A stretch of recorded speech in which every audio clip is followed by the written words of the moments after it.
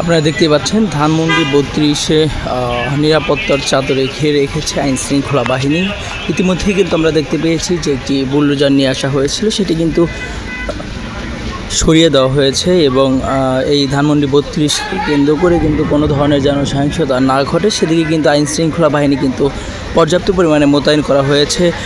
আমরা যদি আপনাদের একটু দেখানোর চেষ্টা করি যে আসলে প্রথম ব্যারিকেডে কিন্তু রয়েছেন পুলিশ এবং এই পুলিশের পরবর্তীতে কিন্তু আমরা দেখতে পাচ্ছি যে বিজিবি রয়েছেন।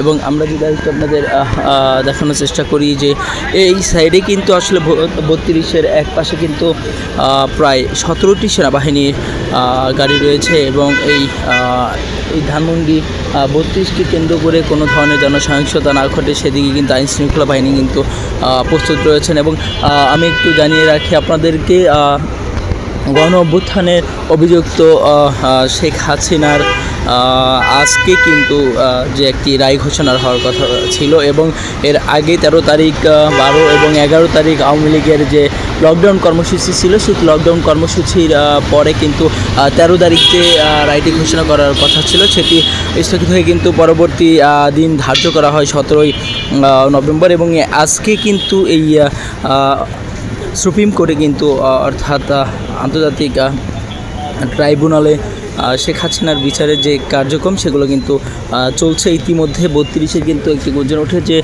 বুলডোজার দিয়ে সরিয়ে দেওয়া হবে। এক পাশ থেকে কিন্তু একটি সরিয়ে দেওয়া হয়েছে এবং অন্য পাশে কিন্তু আরেকটি রয়েছে এবং সেটি কিন্তু ওখানে ভিতরে ঢুকতে দেওয়া হয়নি, অর্থাৎ তারা বাহিরেই ওইটি নিয়ে দাঁড়িয়ে আছে। এবং এর 32-এর আশপাশ জুড়ে যে জনসাধারণ যারা ছিলেন তাদেরকে কিন্তু পুলিশের পক্ষ থেকে কিন্তু তাদেরকে সরিয়ে দেওয়া হচ্ছে এবং তাদেরকে বলা হচ্ছে যে এই 32-এর থেকে দূরত্ব স্থান বজায় রাখার জন্য।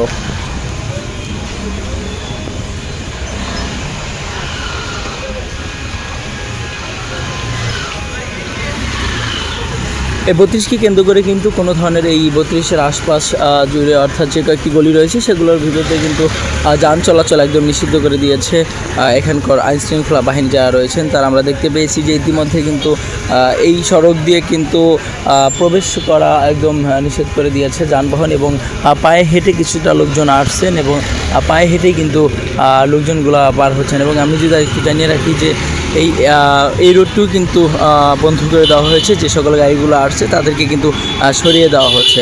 তো ধানমন্ডি 32-এ কিন্তু এভাবেই কিন্তু আইন শৃঙ্খলা বাহিনী রয়েছে এবং এই ধানমন্ডি 32-কে কেন্দ্র করে কিন্তু নিরাপত্তার চাদরে কিন্তু ঢেকে রেখেছে আইন শৃঙ্খলা বাহিনী।